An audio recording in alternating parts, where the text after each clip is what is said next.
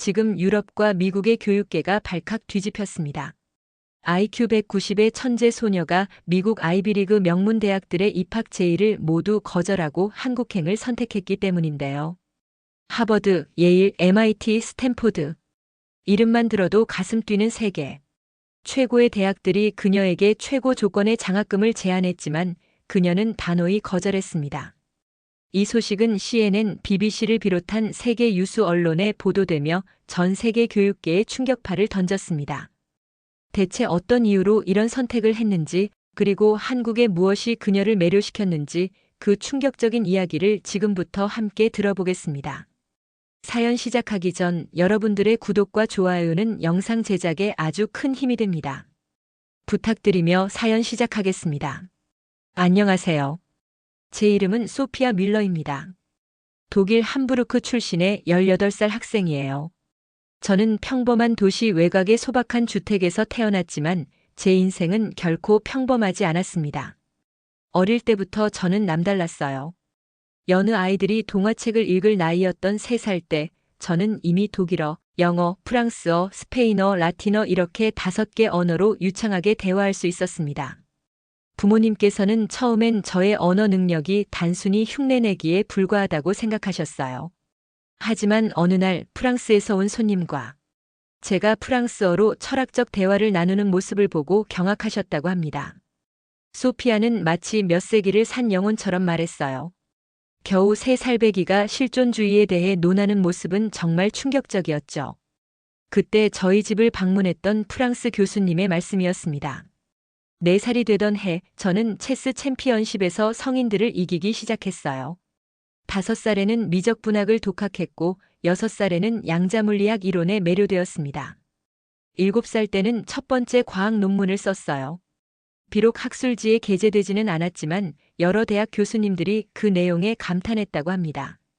소피아의 논문은 마치 경험 많은 연구원이 쓴 것 같았습니다. 7살 아이의 작품이라고는 도저히 믿을 수 없었죠. 독일 막스 플랑크 연구소의 한 교수님이 회상하셨어요. 8살 때 저는 학교 교육 과정이 너무 지루해서 특별 허가를 받아 대학 강의를 청강하기 시작했습니다.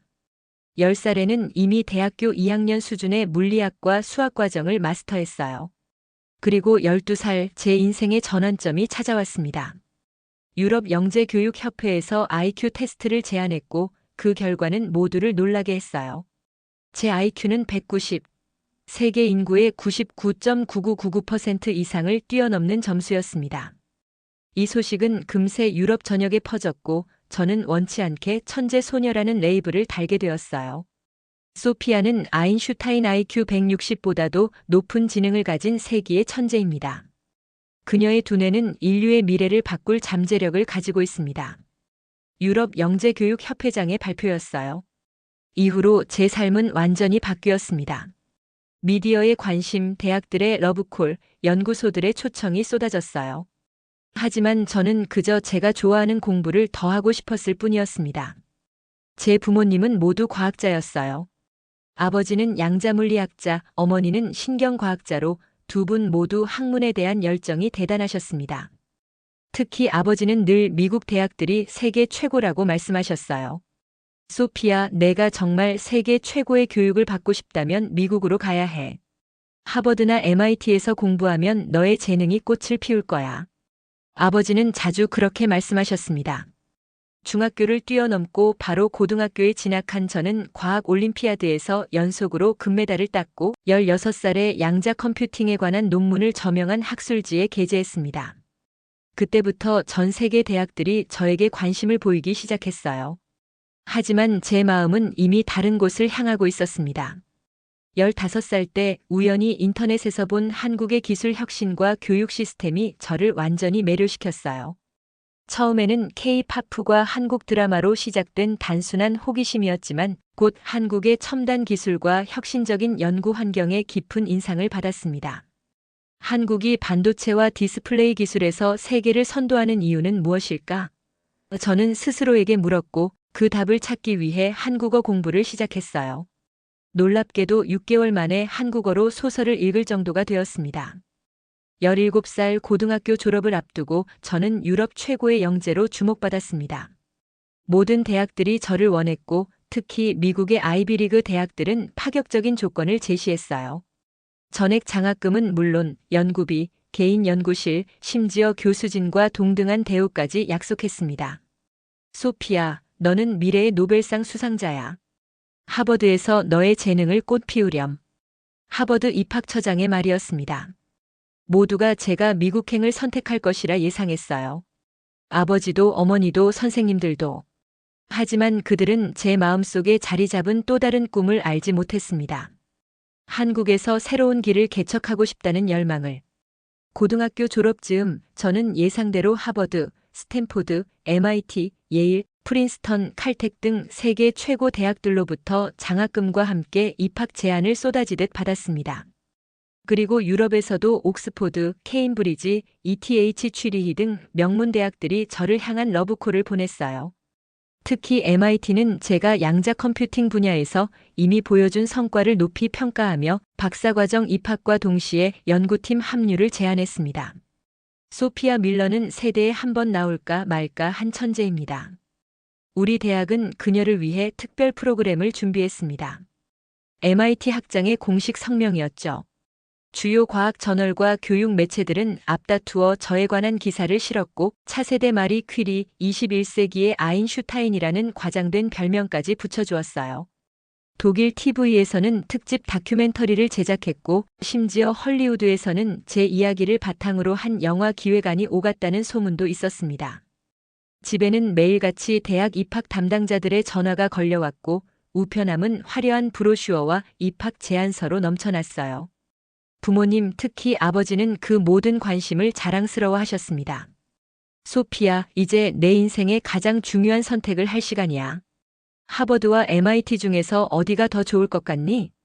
아버지는 두 대학의 장단점을 적은 표까지 만들어 제게 보여주셨어요.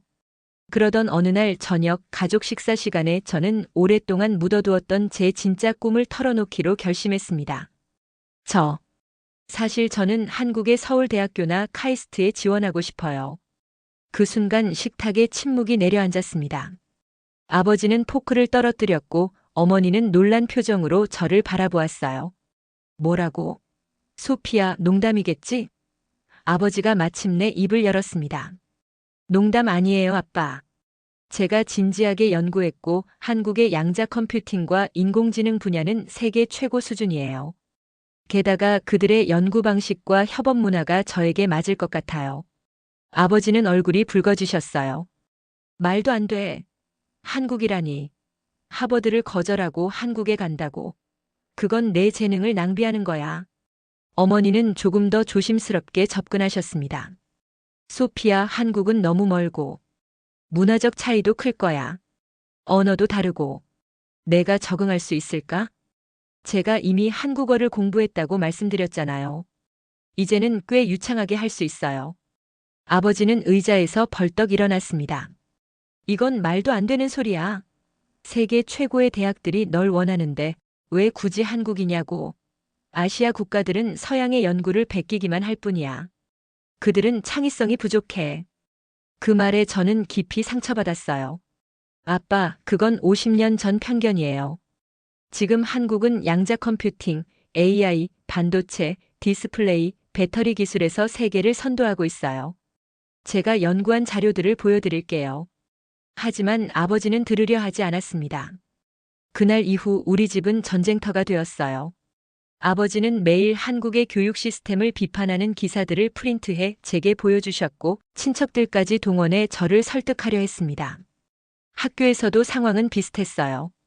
제 결정을 알게 된 선생님들은 놀라움을 감추지 못했습니다. 소피아, 내가 한국으로 간다니 정말 충격적이구나. 그곳의 교육 시스템은 너무 딱딱하고 암기 위주야. 내 창의성이 죽을 거야. 물리학 선생님의 말씀이었어요. 친구들도 제 결정을 이해하지 못했습니다. 소피아, 미쳤니? 하버드를 거절하고 한국에 간다고. 거기서 뭘 배울 수 있다는 거야? 제 가장 친한 친구 안나가 놀란 목소리로 물었어요. 한국은 학업 스트레스가 심하고 경쟁이 치열하대. 게다가 외국인한테는 정말 힘든 환경일 거야. 다른 친구 마르쿠스의 경고였습니다. 심지어 학교 상담 교사는 제게 정신과 상담을 권했어요. 혹시 너무 큰 압박감 때문에 비합리적인 결정을 내리는 건 아닌지 걱정돼. 독일 언론들도 제 결정을 알게 되자마자 기사를 쏟아냈습니다. 천재 소녀의 기이한 선택이라는 제목으로 시작된 기사들은 대부분 비판적이었어요. 어떤 칼럼니스트는 서구 교육의 실패라고 표현했고, 다른 이는 동양 문화에 대한 로맨틱한 환상이라고 일축했습니다. 상황이 점점 악화되던 중 미국 하버드 대학의 입학처장이 직접 독일로 날아와 저와 제 부모님을 만나겠다고 했어요. 그분은 우리 집 거실에 앉아 하버드의 최종 제안을 내놓았습니다. 소피아, 우리는 당신을 위해 완전히 새로운 프로그램을 만들었습니다. 학부 과정을 건너뛰고 바로 박사 과정에 들어갈 수 있고 자체 연구팀과 예산도 지원됩니다. 이런 혜택은 지금까지 단 한 명에게도 제공한 적이 없어요. 부모님의 눈은 기대감으로 빛났지만 저는 정중히 거절했습니다. 정말 감사합니다만 저는 이미 결정했어요. 한국에서 새로운 도전을 하고 싶습니다. 하버드 입학처장은 놀란 표정을 감추지 못했고 돌아간 후 CNN과의 인터뷰에서 유럽의 천재 소녀가 하버드를 거절한 충격적인 이유라는 제목의 기사가 나왔습니다. 그 후 며칠간 저는 끊임없는 전화와 이메일 폭격에 시달렸어요. MIT, 스탠포드, 프린스턴에서도 경쟁적으로 더 좋은 조건을 제시했고 독일 정부에서는 특별 연구 지원금까지 약속했습니다. 심지어 유명 벤처 캐피탈에서는 제 아이디어를 사업화하는 스타트업 창업을 제안했어요. 소피아, 유럽과 미국의 모든 문이 활짝 열려 있는데 왜 굳이 가시밭길을 택하는 거니? 어머니가 물으셨어요. 저도 처음에는 그냥 호기심이었어요. 하지만 더 알아갈수록 한국에는 제가 배우고 경험해야 할 것들이 너무 많다는 걸 깨달았어요. 그들의 연구 방식, 문제 해결 접근법, 그리고 무엇보다 미래를 향한 비전. 저는 그것을 직접 경험하고 싶어요. 아버지는 여전히 반대했지만 점차 제 고집을 인정하기 시작했어요. 그리고 마침내 타협점을 제안하셨습니다. 좋아, 소피아. 일단 여름 동안 한국에 가서 직접 대학들을 방문하고 연구소를 둘러봐. 그리고 정말로 그곳이 내게 맞는지 판단해. 만약 실망하게 된다면 가을 학기에 하버드에 입학할 수 있도록 내가 준비해 놓을게. 저는 기쁘게 그 제안을 받아들였어요. 드디어 제 꿈을 향한 첫 발걸음을 내디딜 수 있게 된 것이니까요.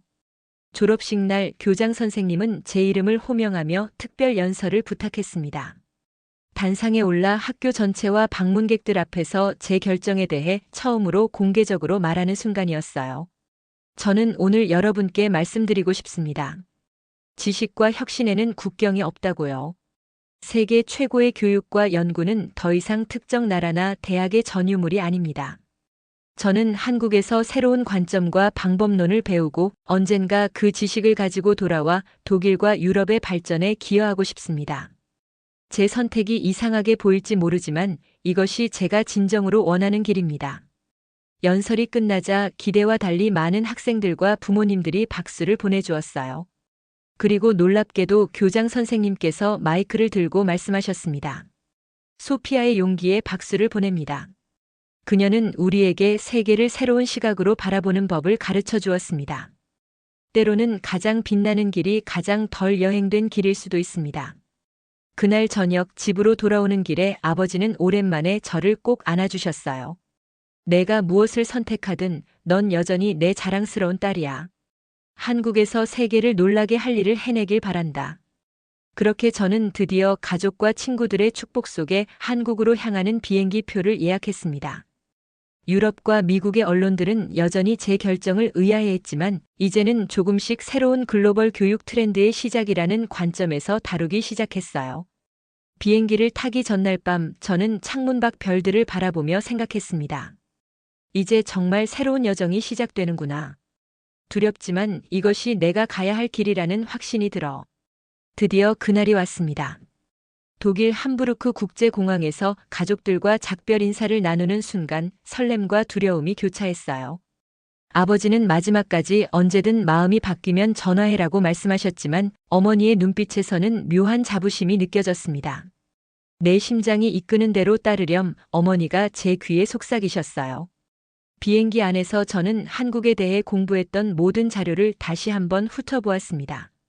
카이스트와 서울대학교의 연구 프로젝트들, 삼성과 LG의 최신 기술 발표, 한국의 문화와 역사. 하지만 책으로 배운 지식이 현실을 얼마나 반영할 수 있을까요? 창밖을 내다보며 12시간의 비행 동안 상상의 나래를 펼쳤어요. 인천국제공항에 도착한 순간부터 놀라움의 연속이었습니다. 공항 내부는 마치 미래에서 온 듯한 디자인이었고 모든 것이 효율적으로 움직였어요. 출입국 심사대에서는 생체인식 시스템이 제 얼굴과 지문을 순식간에 스캔했고 로봇 안내원이 영어, 독일어, 한국어를 자유롭게 오가며 길을 안내해 주었습니다. 어서 오세요, 소피아 밀러님. 한국에 오신 것을 환영합니다. 도움이 필요하시면 언제든 불러주세요. 로봇이 제 이름을 알고 있다는 사실에 깜짝 놀랐어요. 나중에 알고 보니 제 여권 정보와 항공사 데이터를 실시간으로 처리하는 AI 시스템이 작동하고 있었던 거죠. 유럽에서도 이런 기술이 있긴 하지만 이렇게 완벽하게 통합되어 작동하는 모습은 처음이었습니다. 공항에서 서울로 향하는 공항철도를 탔을 때의 충격은 더 컸어요. 열차 안의 모든 좌석에는 무선 충전기가 내장되어 있었고 창문은 스마트 글래스로 되어 있어 손가락으로 터치하면 주변 정보와 관광 명소가 증강현실로 표시되었습니다. 더 놀라운 건 열차 안에서 오지 인터넷 속도가 독일에서 경험했던 어떤 네트워크보다 빨랐다는 거예요. 이게 정말 현실인가요? 옆자리에 앉은 한국 학생에게 물었습니다. 그 학생은 웃으며 답했어요. 이건 그냥 평범한 대중교통일 뿐이에요. 서울에 도착하면 더 놀라운 것들을 보게 될 거예요. 서울에 도착했을 때 그 말이 과장이 아니었음을 깨달았습니다. 강남역 주변을 걷는 것만으로도 마치 공상과학 영화 속에 들어온 것 같았어요. 건물 외벽에 초대형 홀로그램 디스플레이, 길거리에 태양광 충전 벤치, 음성 명령으로 작동하는 스마트 가로등. 그리고 모든 사람들의 손에는 최신 스마트 기기가 들려 있었죠. 호텔에 체크인하는데 직원이 없었어요. 대신 AI 컨시어지 로봇이 모든 절차를 처리했고 얼굴 인식만으로 객실 문이 열렸습니다. 침대 옆에는 모든 객실 기능을 제어할 수 있는 태블릿이 있었고 화장실 거울은 스마트 미러로 뉴스와 날씨를 보여주며 피부 상태까지 분석해 주었어요. 이런 게 과연 모든 호텔에 있는 걸까? 궁금했지만 나중에 알고 보니 중급 호텔에서조차 이런 시설이 기본이었습니다. 다음 날 아침 저는 한국과학기술원을 방문하기 위해 KTX를 탔어요. 그 열차의 속도는 믿기 어려울 정도였습니다. 서울에서 대전까지 불과 50분 만에 도착했어요. 더 놀라운 건 열차 안에서도 끊김없는 인터넷 연결이 가능했다는 점이었죠. 독일의 ICE도 빠르다고 생각했는데 이건 완전히 다른 차원이군요. 옆자리에 한국인 교수님께 말씀드렸어요. 그 교수님은 미소 지으며 대답하셨습니다. 소피아 양 열차 속도보다 더 빠른 건 우리나라의 변화 속도예요. 6개월만 해외에 나갔다 와도 새로운 기술이 등장해 있답니다. 카이스트에 도착해서 정말 제 눈을 의심했어요. 입구부터 홀로그램 안내 시스템이 저를 맞이했고 캠퍼스 전체가 스마트 시스템으로 연결되어 있었습니다. 김도윤 교수님을 만나기로 약속되어 있었는데 그분은 세계적으로 유명한 양자 컴퓨팅 연구자였어요. 소피아, 드디어 만나게 되어 반가워요. 당신의 논문을 읽고 깊은 인상을 받았습니다. 김 교수님의 연구실로 안내받았을 때 저는 말문이 턱 막혔어요. 그곳에는 제가 논문에서만 보았던 최첨단 양자 프로세서 프로토타입이 실제로 작동하고 있었거든요. 이건 64큐비트 초전도 양자 프로세서인가요? 제가 놀라서 물었습니다. 아, 그건 지난달 모델이에요. 지금은 128큐비트 버전을 테스트하고 있죠. 김 교수님이 덤덤하게 대답하셨어요. 하지만 이런 기술은 아직 이론 단계라고 알고 있었는데요. 구글과 IBM도 아직 완벽하게 구현하지 못했다고. 교수님은 웃으며 대답하셨습니다. 우리는 조용히 일하는 걸 좋아해서요. 논문 발표보다 실제 결과가 중요하니까요. 당일 일정으로 연구실 투어가 예정되어 있었는데 그곳에서 본 기술들은 제 상상을 훨씬 뛰어넘었어요. 3D 홀로그래픽 디스플레이를 이용한 데이터 시각화, 뇌파로 제어되는 양자 시뮬레이션 시스템, 그리고 무엇보다 놀라웠던 건 대학원생들의 열정이었습니다. 우리는 하루 12시간 이상 연구해요. 힘들지만 세계를 바꿀 수 있다는 믿음이 있으니까요. 한 대학원생이 자랑스럽게 말했어요. 점심시간에는 학생 식당에서 또 다른 문화 충격을 경험했습니다. 모든 주문이 키오스크로 이루어졌고 음식은 로봇이 배달했어요. 심지어 제 알레르기 정보를 입력하자 시스템이 자동으로 메뉴를 추천해 주었습니다. 대학 식당 음식의 퀄리티도 독일의 고급 레스토랑 수준이었어요. 이 돌솥 비빔밥 정말 맛있네요. 학교 식당 맞나요? 제가 감탄하자 주변 학생들이 웃었습니다. 한국에서는 음식의 질을 타협하지 않아요. 잘 먹어야 잘 공부할 수 있으니까요. 오후에는 카이스트의 스타트업 인큐베이션 센터를 방문했는데 20대 초반의 학생들이 이미 수백억 원 가치의 기업을 운영하는 모습을 보고 또 한 번 놀랐어요. 우리는 실패를 두려워하지 않아요. 빨리 시도하고 실패하고 다시 일어나는 게 한국의 스타트업 문화죠. 한 젊은 CEO가 자신감 있게 말했습니다.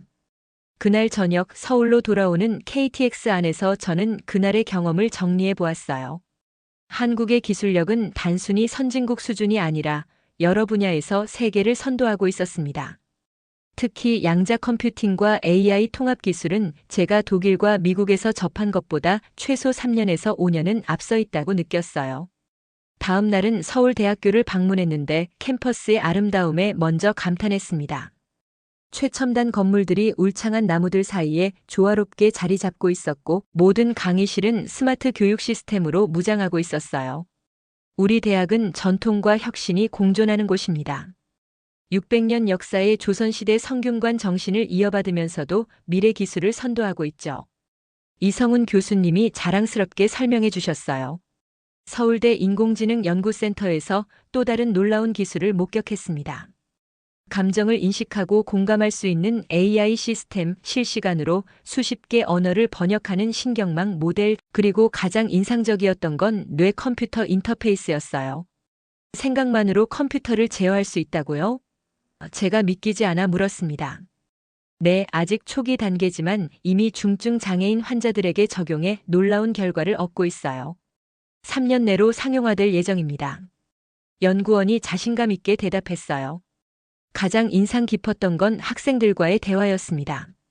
그들은 단순히 시험을 위해 공부하는 것이 아니라 세계를 변화시키겠다는 사명감을 가지고 있었어요. 우리에게 공부는 개인의 성공 수단이 아니라 국가와 인류에 기여하는 방법이에요. 한국은 자원이 없는 나라였기 때문에 사람이 가장 중요한 자원이거든요. 한 학생의 말이 깊이 와닿았습니다. 삼성 리서치 센터 방문은 또 다른 차원의 경험이었어요. 제가 보안 서약서에 서명한 후에야 들어갈 수 있었는데 그곳에서 본 기술들은 5년이나 10년 후에나 세상에 공개될 것들이었습니다. 완전히 접히는 디스플레이, 홀로그램 통화 시스템, 양자 암호화 통신 네트워크. 마치 영화 속 장면 같았어요. 이걸 어떻게 개발했죠? 제가 물었을 때 한국연구원은 수줍게 웃으며 대답했어요. 우리는 빠르게 시도하고 실패하고 개선하는 과정을 두려워하지 않아요. 빨리빨리 문화가 때로는 큰 강점이 되거든요. 저녁에는 명동의 번화가를 거닐며 또 다른 문화 충격을 경험했습니다. 모든 상점에는 AR 피팅룸이 있어 옷을 실제로 입어보지 않고도 가상으로 착용해 볼 수 있었고, 카페에서는 3D 프린터로 만든 케이크에 홀로그램 장식을 올리는 서비스를 제공했어요. 길거리 음식 노점에서조차 디지털 결제가 기본이었고, 어떤 노인 할머니도 스마트폰으로 QR코드 결제를 자연스럽게 하고 계셨습니다. 할머니, 디지털 결제가 어렵지 않으세요? 제가 호기심에 여쭤봤어요. 왜 어렵겠어? 손주들이 가르쳐줬지. 늙었다고 못 배울 건 없어. 할머니의 당당한 대답에 제 고정관념이 또 한 번 깨졌습니다. 그날 밤 호텔방에 돌아와 창밖 서울의 야경을 바라보며 생각했어요. 이곳은 단순한 기술 선진국이 아니라 미래가 이미 현실이 된 곳이구나. 다음 날 점심 한국 학생들과의 만남에서 제가 놀란 모습을 보이자 한 학생이 웃으며 말했어요. 솔직히 말해서 이런 기술들이 한국인에게는 특별하지 않아요. 우리는 빠른 변화에 익숙해요. 더 중요한 건 이 기술을 어떻게 인간다운 방식으로 활용할 것인가 하는 거죠. 그 순간 저는 깨달았습니다. 한국의 진정한 강점은 단순한 기술력이 아니라 변화를 받아들이는 유연함과 혁신을 향한 끊임없는 열망, 그리고 더 나은 미래를 향한 비전이었어요. 이것이야말로 제가 하버드나 MIT가 아닌 한국을 선택한 진짜 이유였습니다. 저는 그날 저녁 호텔방에서 부모님께 영상통화를 걸었어요. 아빠, 엄마, 제가 여기서 본 것들은 정말 믿기 어려워요. 한국은 단순히 따라가는 나라가 아니라 미래를 만들어가는 나라예요. 아버지의 표정이 조금씩 누그러지는 것을 볼 수 있었습니다. 정말 그렇게 놀라운 것이니? 아버지가 물으셨어요. 네, 아빠. 그리고 더 놀라운 건 이 모든 기술이 따뜻한 인간미와 함께 공존한다는 거예요. 저는 여기서 공부하기로 결심했어요. 어머니는 미소를 지으셨고 아버지는 깊은 한숨을 내쉬었지만 이번에는 반대하지 않으셨습니다. 내가 행복하다면 우리도 내 결정을 존중할게. 그날 밤 한강공원을 산책하며 불빛이 강물에 반사되는 아름다운 풍경을 바라보았어요. 머릿속으로는 이미 미래의 연구 프로젝트들이 그려지고 있었습니다. 한국에서의 여정은 이제 막 시작되었지만 저는 이미 제 인생에서 가장 중요한 선택을 했다는 확신이 들었어요. 한국에서의 2주간의 경험은 제 인생을 완전히 바꿔놓았습니다. 카이스트와 서울대학교 방문, 삼성 리서치 센터 견학, 그리고 서울의 일상생활에서 마주한 놀라운 기술들. 이 모든 것이 제 마음속에 확신을 심어주었어요. 이제 결정할 시간이었습니다. 한국 체류 마지막 날, 저는 서울대학교 입학처장님과 중요한 미팅을 가졌어요. 그분은 특별 전형으로 저를 받아들일 준비가 되어 있다고 말씀하셨습니다. 소피아 양, 우리는 당신의 능력과 열정을 높이 평가합니다. 서울대학교 컴퓨터공학과에 특별 입학 허가를 드리고 싶습니다. 한국어가 완벽하지 않더라도 영어로 수업을 들을 수 있도록 특별 과정을 마련해 드릴게요. 그 자리에서 저는 감사히 그 제안을 받아들였습니다. 제 꿈이 현실이 되는 순간이었어요. 독일로 돌아가는 비행기 안에서 저는 지난 2주간의 경험을 정리하는 긴 이메일을 써서 부모님께 보냈습니다. 그리고 서울대학교 입학 허가서 사진도 첨부했어요. 비행기가 착륙했을 때 부모님의 답장이 와 있었습니다. 소피아, 내가 찾은 길을 응원한다. 우리도 곧 한국에 방문해서 내가 그토록 사랑하게 된 나라를 직접 경험해보고 싶구나. 집에 돌아온 후 저는 본격적으로 한국 유학을 준비하기 시작했어요. 대부분의 서류 작업은 온라인으로 이루어졌고 한국의 디지털 시스템 덕분에 복잡한 행정 절차가 놀라울 정도로 간소화되어 있었습니다.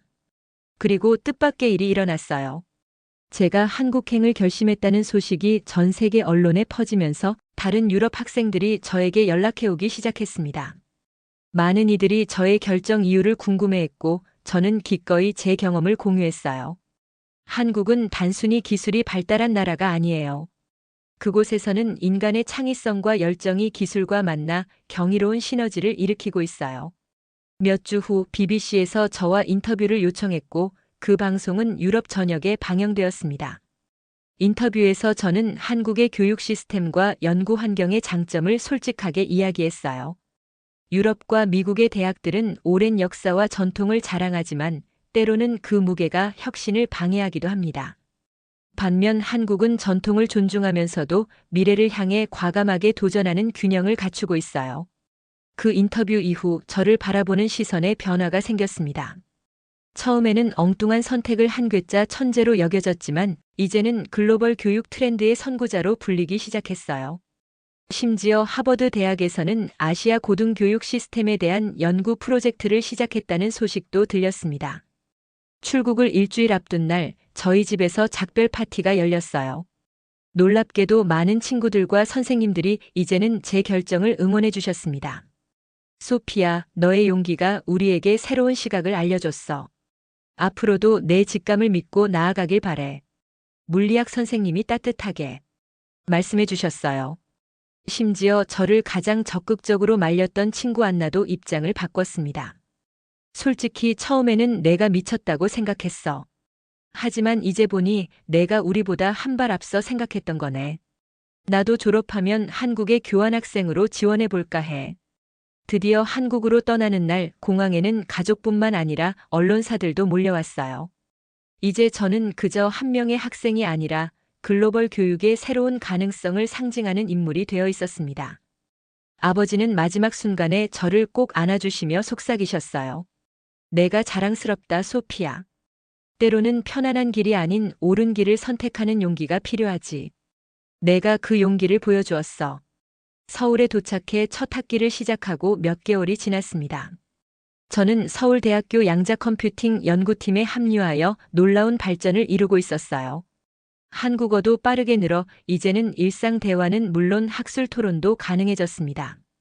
제가 참여한 연구팀은 양자 암호화 통신 분야에서 중요한 돌파구를 마련했고 그 연구 결과는 세계적인 학술지 네이처에 게재되었어요. 독일에서는 부모님이 자랑스러워하셨고 유럽 전역에서 독일 천재 소녀, 한국에서 세계적 연구 성과 1호라는 헤드라인이 뜨기 시작했습니다. 더 놀라운 일은 제 선택이 다른 사람들에게 영향을 미치기 시작했다는 거예요. 다음 학기에는 유럽과 미국에서 온 교환학생들이 눈에 띄게 증가했습니다. 심지어 하버드에서 저를 설득하러 왔던 그 입학처장님도 한국의 교육 시스템을 연구하기 위해 방문하셨어요. 소피아, 당신의 선택이 우리에게 중요한 교훈을 주었습니다. 전 세계의 지식과 혁신이 어느 한 곳에 집중되어 있지 않다는 것을요. 어느 날 저녁 한강공원에서 산책을 하다가 문득 깨달았습니다. 지금 전 세계는 큰 변화의 시기에 있고 더 이상 지식의 중심지가 서구에만 있는 것이 아니라는 것을요. 한국과 같은 나라들이 기술과 교육의 새로운 중심지로 부상하고 있었습니다. 연구실 동료인 민지와 함께 저는 양자 컴퓨팅을 활용한 신약 개발 프로젝트를 시작했고 이 연구는 나중에 전 세계 의료 시스템에 혁명을 가져올 잠재력을 가지고 있었어요. 소피아, 당신과 함께 일하는 건 정말 영광이에요. 당신이 한국을 선택한 것은 우리에게도 큰 자극이 되었어요. 민지가 진심으로 말해주었습니다. 이제 한국에서의 생활이 1년이 넘어가면서 저는 제 결정이 얼마나 옳았는지 매일 확신하게 됩니다. 하버드나 MIT에서는 경험할 수 없었을 특별한 연구 환경과 혁신 문화, 그리고 무엇보다 따뜻한 인간관계가 저를 더 성장시켜 주었어요. 부모님도 마침내 한국을 방문하셨고 아버지는 제가 말했던 모든 것을 직접 경험하신 후 완전히 생각을 바꾸셨습니다. 내가 옳았다, 소피아. 이곳은 정말 특별한 나라구나. 앞으로도 내 직감을 따라가렴. 세계는 변하고 있고 지식과 혁신의 중심지도 다양해지고 있습니다. 저는 그 변화의 물결 속에서 새로운 길을 선택했고 그것이 제 인생에서 가장 현명한 결정이었음을 이제는 모두가 인정하고 있어요. 인류의 미래는 서로 다른 문화와 지식이 어우러지며 함께 성장하는 데 있다고 믿습니다. 한국에서의 제 여정은 이제 막 시작되었지만 이미 저는 미래를 위한 중요한 발걸음을 내디뎠습니다. 이상의 사연은 유럽의 교육 매체에 보도된 실제 이야기를 재구성하여 들려드렸습니다. 이번 사연을 내레이션한 저는 혜진이었습니다.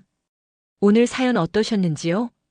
우리는 종종 외국의 것만 선호하던 과거와 달리 이제는 세계 각국의 젊은 인재들이 한국을 선택하는 시대가 되었습니다. 소피아 같은 천재들이 하버드나 MIT 대신 한국의 대학을 선택하는 이유는 무엇일까요? 그것은 바로 혁신과 열정, 그리고 미래를 향한 비전이 살아 숨쉬는 한국의 모습 때문이 아닐까요? 아래 댓글로 여러분의 이야기를 들려주세요. 혹시 주변에 한국을 선택한 외국인 친구나 학생이 있으신가요? 그들이 한국을 선택한 이유는 무엇인지 함께 나눠보면 좋겠습니다. 오늘의 사연은 여기까지입니다. 구독과 좋아요는 영상 제작에 아주 큰 힘이 됩니다. 구독과 알람 설정해 두시면 매일 저녁 7시에 새로운 감동 사연을 배달해 드리겠습니다. 그럼 내일 밤 7시에 또 다른 사연으로 찾아뵙겠습니다. 항상 구독자님들께 감사한 마음뿐입니다. 사연 함께 해주셔서 정말 고맙습니다.